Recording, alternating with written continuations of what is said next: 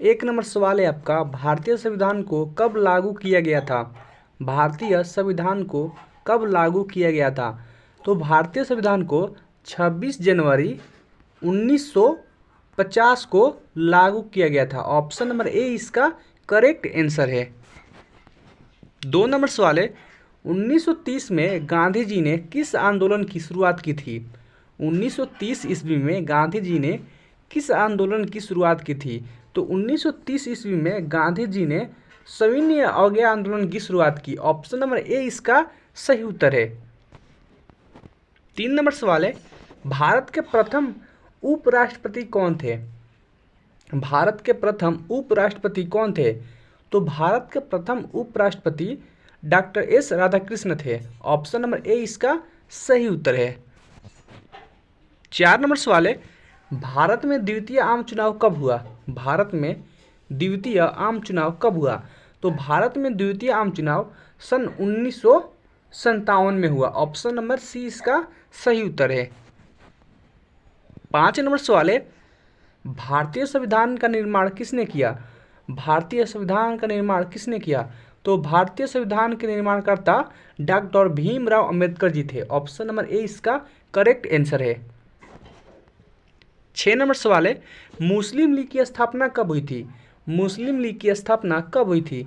तो मुस्लिम लीग की स्थापना 1906 ईस्वी में हुई थी। ऑप्शन नंबर बी इसका करेक्ट आंसर है। अगला सवाल देखते हैं 7 नंबर, 1885 में किस राजनीतिक दल की स्थापना हुई थी? सन 1885 में किस राजनीतिक दल की स्थापना हुई थी? तो 1885 ईस्वी में भारतीय राष्ट्रीय कांग्रेस की स्थापना हुई थी। ऑप्शन नंबर ए इसका सही उत्तर है। अगला सवाल देखते हैं 8 नंबर, समाजवादी पार्टी की स्थापना किसके नेतृत्व में किया गया था? समाजवादी पार्टी की स्थापना किसके नेतृत्व में किया गया था? तो समाजवादी पार्टी की स्थापना जयप्रकाश नारायण के नेतृत्व में किया गया था। ऑप्शन नंबर ए इसका करेक्ट आंसर है। 9 नंबर सवाल है, पंचशील समझौता किन देशों के बीच हुआ? पंचशील समझौता किन देशों के बीच हुआ? तो पंचशील समझौता जो हुआ था वो भारत और चीन के बीच हुआ था। ऑप्शन नंबर सी इसका करेक्ट आंसर है। 10 नंबर सवाल है, स्वतंत्र भारत की प्रथम सरकार में गृह मंत्री कौन था? यानी जब अपना देश आज़ाद हुआ भारत, तो प्रथम सरकार जब बनी उस समय गृह मंत्री कौन थे? तो उस समय गृह मंत्री थे सरदार वल्लभ भाई पटेल। ऑप्शन नंबर बी इसका सही जवाब है। 11 नंबर सवाल है, किस वर्ष चीन ने भारत पर आक्रमण किया? किस वर्ष चीन ने भारत पर आक्रमण किया? तो चीन ने भारत पर 1962 में आक्रमण किया था। ऑप्शन नंबर ए इसका करेक्ट आंसर है। अगला सवाल देखते हैं 12 नंबर, भाषा के आधार पर बनने वाला पहला राज्य कौन है? भाषा के आधार पर बनने वाला पहला राज्य कौन है?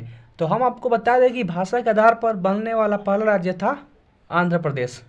और कौन सी भाषा के आधार पर बना? तो तेलुगु भाषा के आधार पर आंध्र प्रदेश भाषा के आधार पर बनने वाला पहला राज्य था। ऑप्शन नंबर सी इसका करेक्ट आंसर है।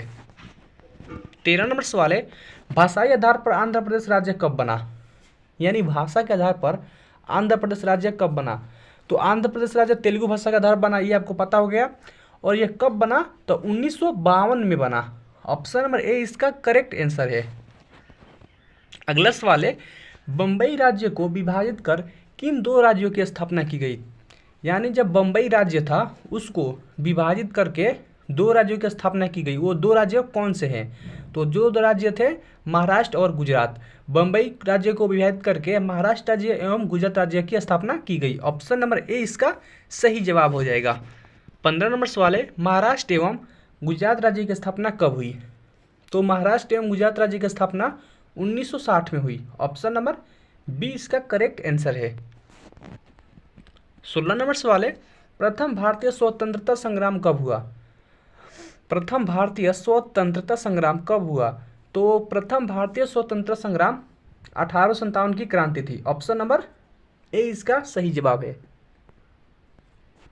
17 नंबर सवाल है, मैकमोहन रेखा कहाँ है? मैकमोहन रेखा कहाँ है?